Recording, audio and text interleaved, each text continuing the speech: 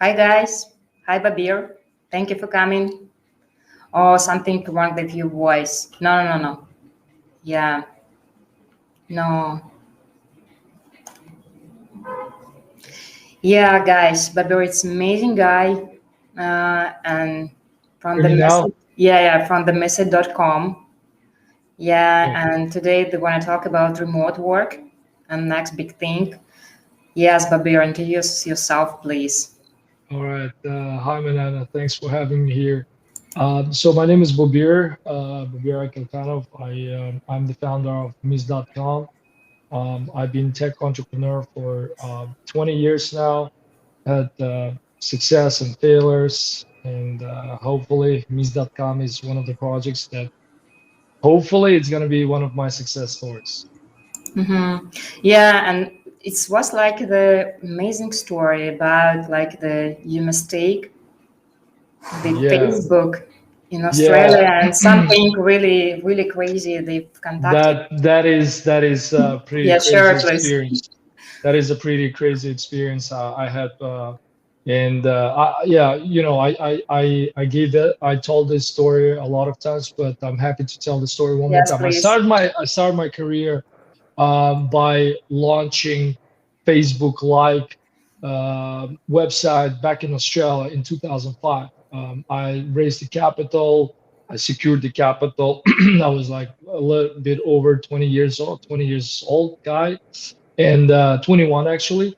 And then it was at the time when social networking websites were, especially Facebook, was not, nobody knew about it. Like nobody knew. And I had this crazy idea that I'm graduating my college, and then I have to, come up with some kind of product which will connect myself with my college friends. And the only alternative was MySpace, which was more into music guys. I Oh. didn't like MySpace, so I was thinking like, what should we do? Like I couldn't envision it. I knew something had to be done. And one day, one of my friends told me that one of the guys who I knew told me about the Facebook, that there was a kid called Mark Zuckerberg. His project Facebook was growing like crazy, and then he gave me access because it was only invitation to university students, Yeah. only invitation only. So I had this access. I saw that it was a really cool idea, and I said I want to do that. So basically, I copied it and I launched it in Australia. It took me almost a year to work on that and launch it in Australia. And that was one of the biggest mistakes that I did because it was English speaking market. So eventually, Facebook would come to the first first markets that it would launch would be English speaking markets. I was young. I didn't realize that at that time, at the same time, I was thinking like I should do it in Russia. I should do it in Russia. But my lead tech developer, he's a Russian guy. He said, "Look, nothing like that is going to work in Russia. It's not going to be popular because the Russian culture is different. People use different, websites, and it's not going to be popular in Russia." It was like 2005, mid 2005. So, and I said, all right, I'm not gonna do it. I'm just gonna focus in Australia. When I launched it, I realized that Facebook is gonna open up the doors in Australia, and I'm gonna be there. Mm-hmm. So I realized that although we had subscriptions, people were starting using that, using our Facebook, our project, and there was another guy who was doing the same thing in Germany. It's the name of the project was Stadtwiz. Eventually, I think they sold for probably $1 billion or something like that. There was another guy who was doing it in China, and I was like, "Oh shit, they're successful. I'm not. Like, I'm doing it in Australia, in English speaking country, which was the wrong thing to do." So I ultimately decided to go to Russia, open Mm-hmm. like in 2006, early 2006, I think. And then I found out that Pavel Durov, nobody knew him at that time. A nerd guy, came up with Kontakte. Russian people know Yeah. that it's it's the biggest social networking website in Russia. And I wrote to him. I said, "Hey, my name is Bobir, and I'm the founder of the student page. That was my project." And he said, "I know you. I know you. You are the guy who's doing it in Australia." I said, "Yeah, I'm the guy." And he said, "Let's partner." I said, "I would love to partner because I want to come into Russia. I want to open my own project." He said, "No need to open your own project. Come and invest in my project." Wow, it's Yes. amazing. And then he said, "I said, all right, let's do that. Let's do it." And we agreed on 20%, $100,000, 20%, which was Wow. right now it sounds like phenomenal deal, like unbelievable, Yeah, yeah. impossible.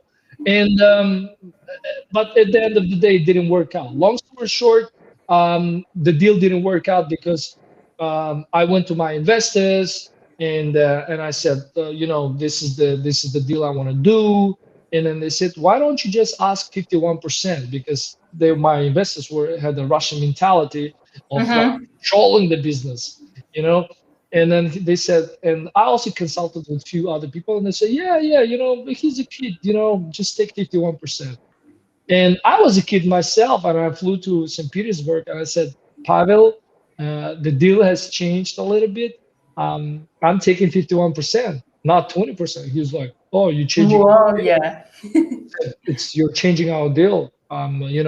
There's nothing left for me, he said, because he had this Lviv and other people who already invested a little bit in his project, and then they're not going to agree. I said, well, look, if you're not agreeing, and I was so proud of myself, I was at the top of the technology industry. I said, well, if you don't agree, I'll launch my own website. And he said, my investors are not going to agree, and I'm not going to agree on that. If you want 20%, we can close the deal. And then he said no. I said no, and then ultimately I ended up having no deal in Russia, in St. Petersburg, the city that I don't know. And then I flew to Moscow, and I said, now what do I do? How do I start my project in Russia? My platform didn't even have a Russian language. So I called my developer and said, right away, change the website. And then I didn't know how to promote it. So it was like a country that I didn't know, the system that I didn't know. And the first advertisement that I gave was Fishkinet. Some people from Yeah, back yeah, yeah. will know that.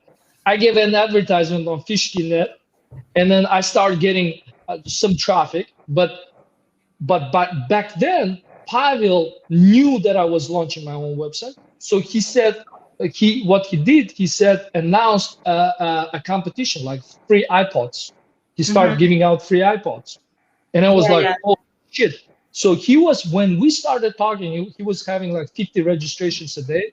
By the time I launched, he was having like 3,000 registrations a day already, and it was growing. And I'm like, I panicked. I didn't know what to do. And then I reached out to him. I said, hey, Pavel, like, you know what? Let's invest. Let me invest in you. Like, I'm good. 20%, $100,000. And he said, you know what? Fuck you. Wow. I mean, he didn't say fuck you, but he was like, no, man, I'm sure it's gonna. He said, I'm sure it's gonna take off. I'm very confident. I don't think we need the money anymore. Ah, And I was like, oh shit, I'm doomed. Like, I don't know what to do. Like, my project was picking up, but it was so slow, so slow. Most of the users who were coming to me was people who was rebelling VK of contact. mhm. So they were like, hey, I don't like Pavel. Let's move to another platform. And they were like, 100 people will come to me and use it, and then I would be happy, like, yeah, that's so cool. We're getting some traction, but it was nothing. It was like Yeah, yeah. thousands, where he was already getting hundreds of thousands of users. So ultimately, I lost the game. I lost one of the biggest opportunities of my lifetime, I guess. Hopefully, it will come. Another opportunity will come. And I got depressed. Pavel Durov actually wrote about this story on his book, VK, Code of Durov. He didn't mention my name. He said there was a guy who was from Australia who wanted to invest. That was me. And Yeah, this is huge which mistake actually. It's crazy. that is a crazy story to tell, but that was in the past. I uh, I realized it was a mistake. I adjusted myself, and I made I made few conclusions from it. What is the most challenging for you today and for your team?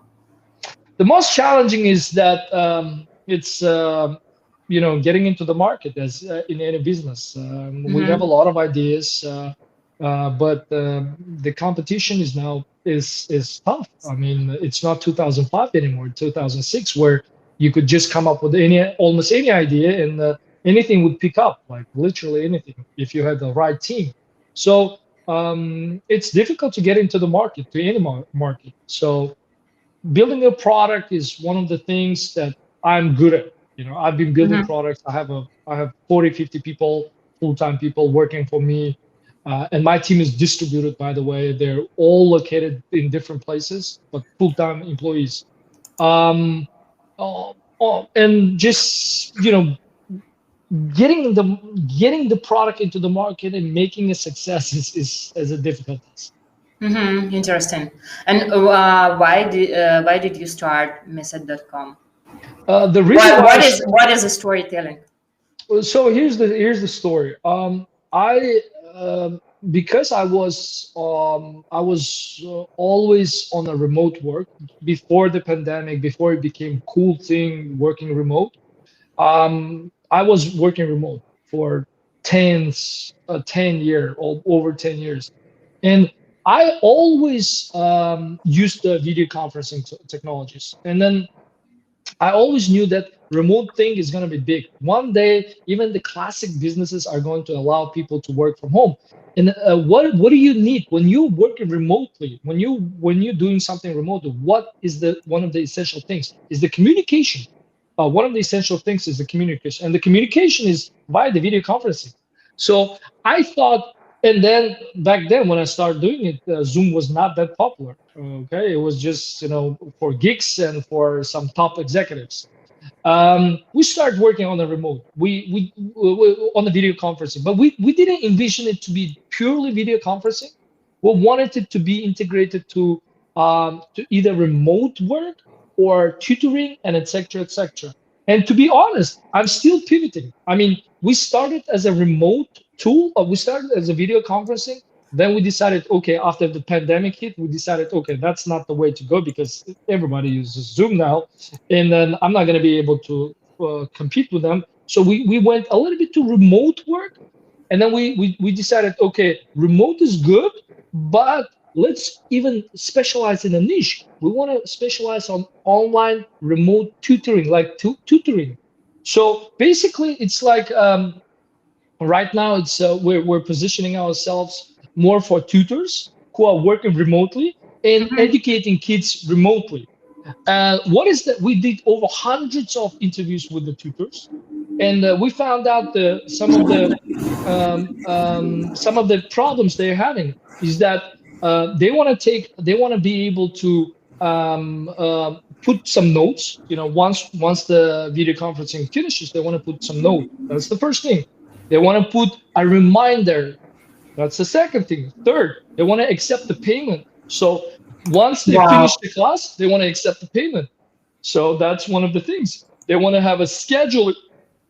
We're doing the scheduling. So after having over 100 interviews, we know exactly what a tutor needs. And they're, by the way, believe it or not, they're not happy with the Zoom.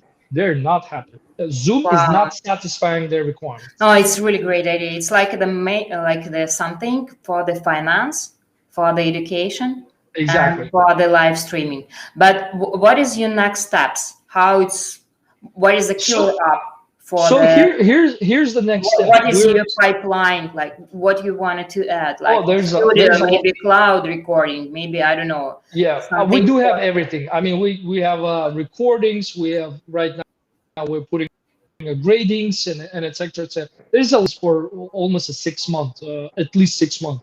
Mhm. My next stage is to actually we have already pivoted like minor pivots uh, 3 times. So we Three wanna bring times. Yes, like What within a is very short. what is So was before, like the product, before before you the pandemic, changed your marketing? before the pandemic, it was purely video conferencing. So Oh, before okay, the like the pandemic, we Zoom, like just the Restream. yeah, just video conferencing. That's it. Recording video conferencing like Restream, and that's it. And then secondly, we said, okay, let's focus on a remote. And then we didn't know exactly what remote, whether it be the remote employees, remote something. I don't know what Like remote. solopreneurs, maybe for the fitness, maybe Yeah, exactly. for the And then game. now we decided, okay, let's niche it. Let's make it even smaller niche. Let's do it remote for tutors, like a Uh-huh. remote tool. It basically facilitates their tutoring. You know, my kid, yeah, is doing online schooling. I have a private. He gets a private classes, and his teacher. The way we send the money is that first of all, the way how it works is that we send the message.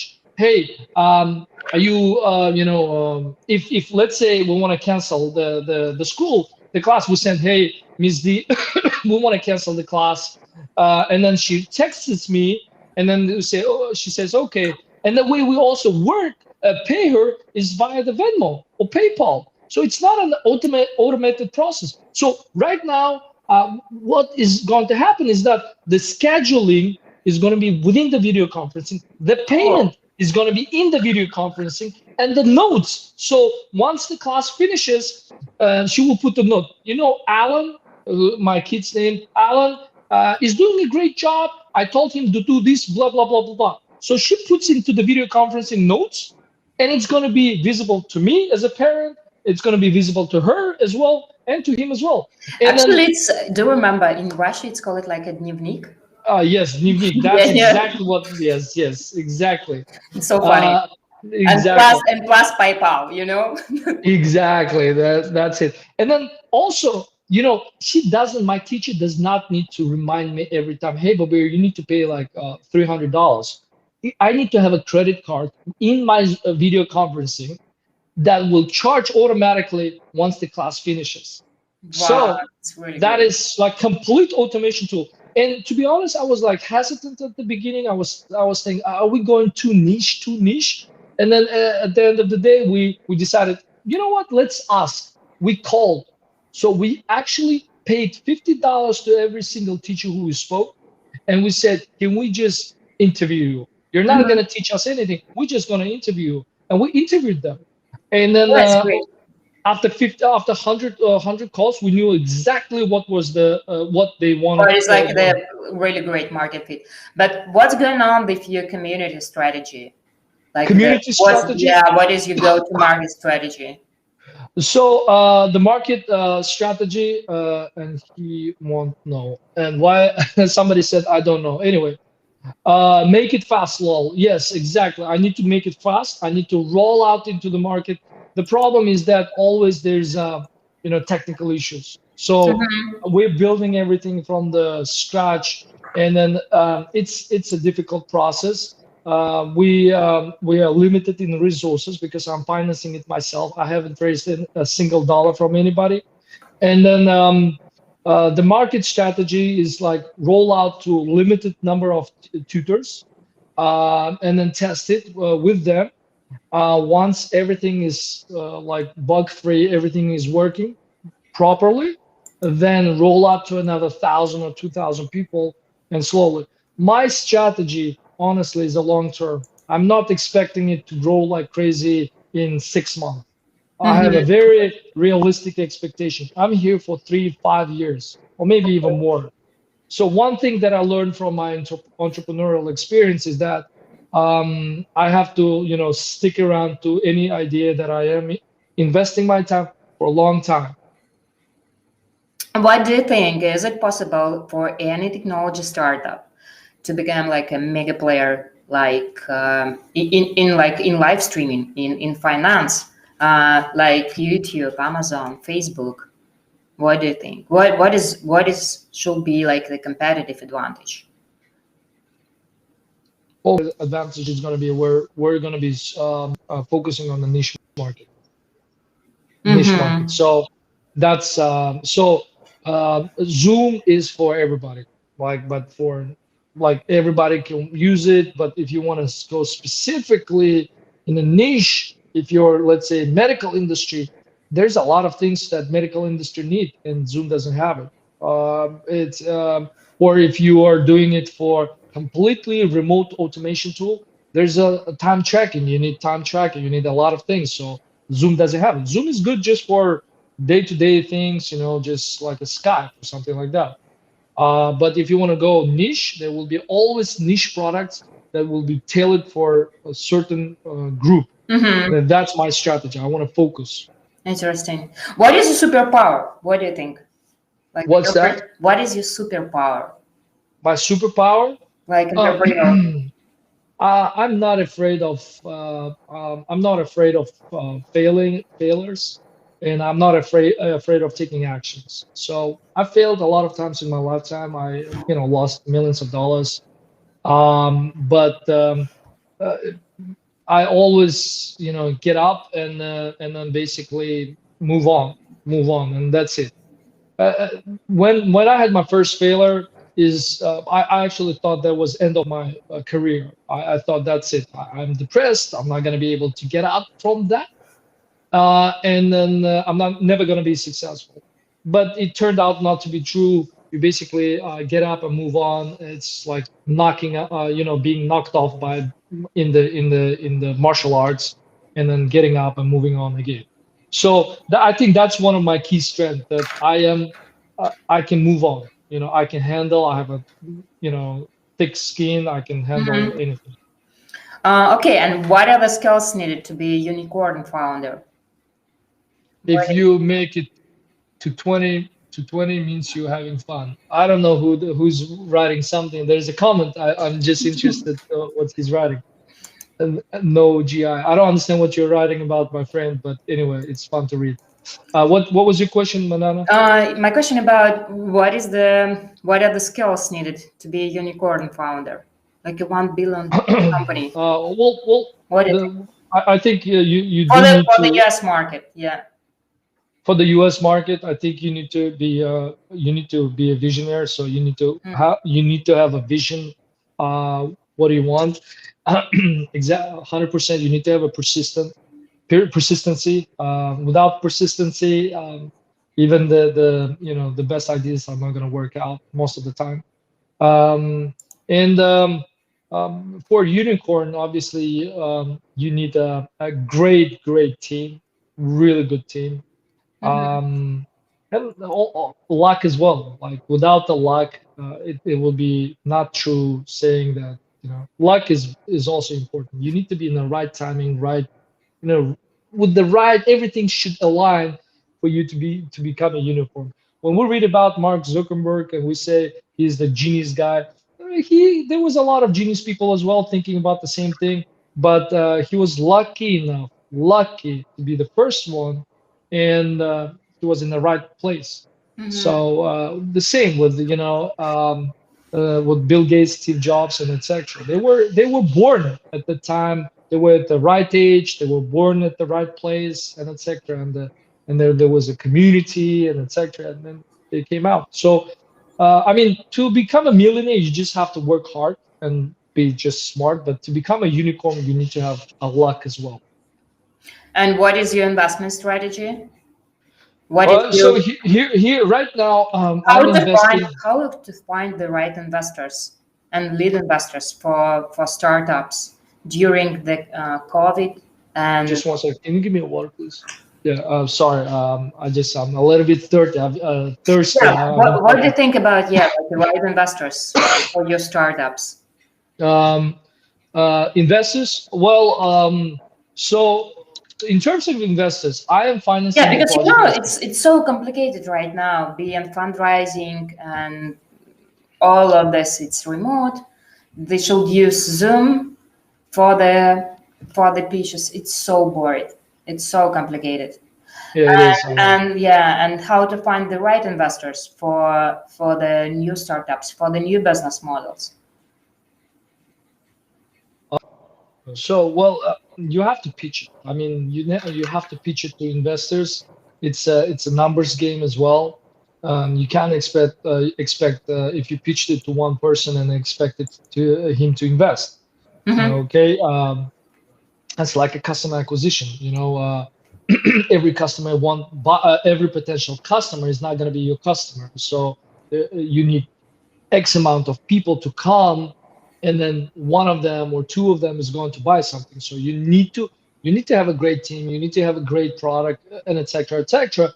And then you need to have a pool of investors. So you go and knock in the door, you ask to be introduced. Introduction, by the Yeah, way, introduction, it's gives really important. gives a lot of value, uh, like increases your chances of actually being getting the investment. So you talk to people, you pitch it, pitch it, pitch it, and if you have a good idea, one of them is going to invest to you. I mean, that's going to be my strategy. And what do you think? What is the next big thing, like sustainable technology? What it should be during next beyond like the next 15 years? What it should be? Maybe something new for the artificial intelligence. Maybe for the, I don't know, like the VR and the XR gaming, for the education. Maybe for the content. Maybe for the self-tracking devices, robotics, blockchain, and DeFi. Because do you remember? It was so funny story. But before you sold your company in blockchain, in media. 2017, yeah. Yeah. What it should be like the next big. I mean, obviously, we all understand that artificial intelligence is going to grow. Robotics is going to grow. It's not because I read it somewhere, but it's just I understand that human people are not reliable. We're not reliable. The pandemic showed us, like, we can get sick. The society can stop working. So if I was a big guy, like a founder of a huge corporation, one of the first things I would be investing on artificial intelligence, just to eliminate the risk of my people. If my people get sick, I don't have to rely on them. Okay, the artificial intelligence, the call centers, and etc. They should be able to work. Secondly, the robotics. I'll be investing. If I had the warehouses, I'll definitely be investing on the warehouse. If I was going to open up a pizza shop right now, I would definitely invest on the robotics, like a pizza making thing. Because if another pandemic going to happen, and if the death rate is going to be more than 3% or like 10% or something like that, somebody should work. So I would go and invest in that. And space technology, blockchain, DeFi. Blockchain. I mean, everything that right now we're talking about, the blockchain is also going to grow. I don't think many people understand what the ultimate use of blockchain is. I mean, it's very vague. We know that it's going to grow, but how we're going to implement that in the future, we still kind of don't know. We're probably going to find out in 10-15 years. And base it on your like a specific vision on venture capital ecosystem and technology landscape. How has it changed over the last 5 years, and what's going on during the COVID and after? Like the rolling So at the beginning, I think that it's so like a crazy thing with Robinhood, and Reddit. Yeah, well, at the beginning, venture capital, I think, as everybody, they stopped, like they were shocked, what's happening, like how we're going to invest or what we're going to do. But everybody adopted. Right now, it's even cooler because these venture capitalists. They moved to sunny Miami. They don't have to stick around in San Francisco. They're sitting in sunny, Miami, and doing the same thing. They're talking. Instead of going face-to-face meetings, they're doing the same thing with via online, remote. They probably, I'm not a venture capital, so they probably changed this, which projects they're going to invest in, which are more trendy or something like that. But To me, it doesn't make any difference. I am still gonna go and pitch them Mhm. via, it doesn't matter where they are, so I'm gonna go and pitch them anyway. Yeah. Tell me something interesting about remote work and live streaming. What A should remote a yeah. remote work is gonna grow 100%. I've been telling that before pandemic. I can tell right now it's gonna grow more of a classic. Pandemic just showed us that the business is not gonna stop if you send your employees to work from home. It's not gonna stop. You can still do the work. But before pandemic, it was like it was.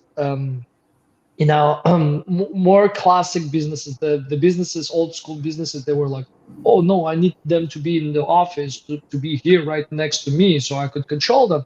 But now they're like, oh, you know what, actually it can be controlled remotely as well. And in a way it's more efficient, more efficient. So it's just going to grow, and new technologies, new products are going to come out that will help remote work. Like we have time tracking. Okay, we in the future we're going to be able to see who's sitting where. Like you will have a big screen, and then you will see, okay, my employees are online. He's like, he's green. He has a green sign. He's offline. It's like tick and red and blah blah blah. So it's going to be very interactive remote work. Is it same for the education? Mm-hmm. What do you think? 100%. What 100%. is the like the next I trends took for the I took education and gaming and actually gaming I too? took Yeah, 2 years ago, my older son he went remote, and then that was crazy when we said that we're taking our kid to do remote studies, and then people would say like, why would you do that? And then on top of that, we actually took him from school, so he was like grade 8 or 9. We said, hey, like just do homeschooling, let's do remote, and people were not understanding why we're doing it. And then right now, like people who were saying, "Hey, remote is not good," they're actually saying, You know what? Actually, my son had learned more with remote, and teachers are not everybody, but teachers are also adopting, and they're saying, "Yeah, remote is okay. We can do that. We can work. We can teach kids." And it's not gonna stop. It's not Mhm. gonna stop right now. Before, the way most of the people were thinking is that if I want to get a private tutor for my kid, the tutor has to come to my home, or I have to send my kid to tutor's home, or I don't know, wherever they are. Yeah. So you were always had a geographic boundary. Okay, you were like, I would only look within New York, within the certain area. Now with the remote, I have a Russian teacher who's teaching my kids from Russia. He's doing my math teacher for my kid from Uzbekistan. Mhm. He knows English. He's a professor. He's a very smart guy, and then he's teaching my kid. I have a teacher in New York. I have a teacher in Miami, and etc. So I don't have a geographic limitation now. I can hire anywhere. I can hire math teacher in India, and I'll have the same result. And for them, it's good as well because it's opening the bigger market to them. Interesting. And what's going on? What is the next big thing in live streaming, in entertainment? Um, I should What's ask going you on? because Yeah, I what's going on? this question should be addressed to you because you are the professional live streamer. I've been following Yeah, you. You're like you're doing the live, streams interviews every day. I don't know what's happening. You answer, tell yeah, me what's happening. and deep fakes actually, yeah, Huh? and deep fakes. It's Oh, pretty okay, fun. okay. Okay. That's And what do you think it should be after the COVID? How uh long it's? How deep? well, I took my vaccination recently, the first Really? vaccine. Yes, I did. So How are you feeling? I was How are I'm you feeling feeling? great. I mean, I'm feeling very good. I hope I'm not gonna get sick and I won't have any side effects. But I'm feeling good. Well, the we will come in a normal life once. I This is what I hear from people who understand, like Dr. Fauci, and normal life probably the end of this year or 2 years, I don't know. And then the life after COVID, it's just we're going to have a very huge technological progress in this time, very big, like enormous technological progress. And then some of the things are going to be norm to us, as remote work is going to be norm for a lot of people. For a lot of businesses are not going to even get an office probably. Maybe not for the restaurants, for the No, travels. restaurants, obviously. The restaurant is something that you have to go and dine in. But a lot of restaurants are probably going to work for just to go, the online restaurants just for Yes, delivery. online. Yeah, online. It's called like a cloud kitchen. You know. Yeah, it's cloud kitchen. Well, I have a business in Russia. It's called plov.com. I invested into that business 2005 or four, I don't remember. We started as a cloud business in Wow, Russia. We were the Forbes #1 project in 2016, and the winner of the billionaire something, I don't remember, it's great. competition. Huh? Yeah, it's great. Yeah, it is good. We started as a cloud. We didn't have restaurants. We were only for delivery, Yeah, delivering food. yeah, for So the delivery. I think more and more businesses going to pop up like that, and then more remote work is going to be a norm. Remote studies is going to be a norm for a lot of people. Overall, yeah, I mean, things are going to get better, I guess. What is your advice for the startups? How they can survive during the COVID and after? Well, first of all, you find a market fit for your business. You can have a best idea in the world, but if there's no demand for your product, uh, nothing is going to help. Not $1 billion investment is going to help. So you have to find the right product for the market. You have to be persistent. It's super important, really, really important, being very persistent. You have up and downs, and then you have to be able to keep moving whenever you're down as well. Um, I mean, secure investment, if you need investment, probably you do need secure Equity. investment. Huh? Yeah, and equity. Yeah, equity, yeah, like sooner is better. So that you're secure, you could sustain your business. The rest is just a hard work, a little bit of luck, and hopefully everything is going to be okay. Yeah, you're right. What do you think about Clubhouse? Are you in Clubhouse? So here's the thing. I heard about Clubhouse 2 months ago, 3 months ago, or something like that. We actually had a similar idea with my. Really? We had a similar. Actually, we were working on a similar project with a year or like 1 year ago, but we Wow. ended up not rolling out. I mean, Clubhouse is trending. It's going to be successful. I have an invitation, but I didn't join because I don't have the iPhone. I don't want to take my wife's iPhone. Um, Yeah, it's only for iPhone users. I do have an invitation though, but I didn't join. I mean, it's gonna grow. It's gonna be something, it's just going to grow because this is like invitation only thing is going to yeah, work yeah, yeah. when there's a limited numbers can use it. Everybody wants to join, and they have a good It's strategy. They have a good good a lot investors. Good investors. investors. Yeah, Yeah. those investors were the first users, which is a great strategy. Great strategy. So, and Elon Musk used it, so he's they're now like super pumped. Yeah. Uh, yeah, So it's funny. And yeah, after the Mark Zuckerberg too. yeah. Okay, and last question. What is your advice for the investors? What is the best short-term opportunities, investment opportunities? What is the advice for the investors? I mean, um, uh, find well, I I don't know. Invest. I don't know. I don't know what to say to the In investors. your startup, actually, yeah. In my startup, if you were going to invest, I mean, you're not only investing in a trending in a growing market. Okay, I'm not going in a market where which is going down. It's actually going up.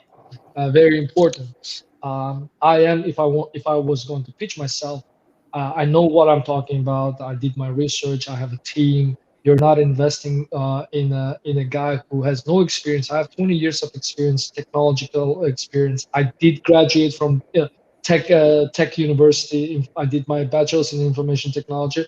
On top of that, I have a very good, strong team, solid team. I invested my money, everything into this project, and I have a tons of experience. I have a background where I had successful projects, I had unsuccessful projects. So it's not that you are investing in a guy who has no experience and delusional. I know what I'm talking about. Yeah, it is great pitch. And what is your advice for the millennials, for the TikTok generation, if they wanna do it something like the new businesses? Well, they have to realize that the business is also a risky thing. Everybody is talking about the entrepreneurship, risk, risk taking, and blah blah blah. But don't forget that our society needs doctors. Our society needs engineers. Not everybody has to be business people. You guys, in order to be happy, I don't think you need to go and just do business. There's a lot of things our society needs, like except entrepreneurs. So for you guys, but if you want to go for entrepreneurship and do businesses, just know that it's very risky. It's very very risky, and most likely most of you guys are going to fail first and probably second time as well. Yeah, And then if you cannot handle that, don't do that. Don't go. Just work for somebody. Get your paycheck and be happy and have a stable, more or less stable life. yeah, the great mental health, you know. Yeah, yeah, yeah. Okay, Bobir, thank you so much for this live stream. It was so great. Thank you. Thank you, Yeah, Manana. It's always a pleasure seeing you. yeah. Have a good one today. Yeah, Sorry, what did you say? yeah. Have a good one. Thank you very much. Thank you. You too. Yeah.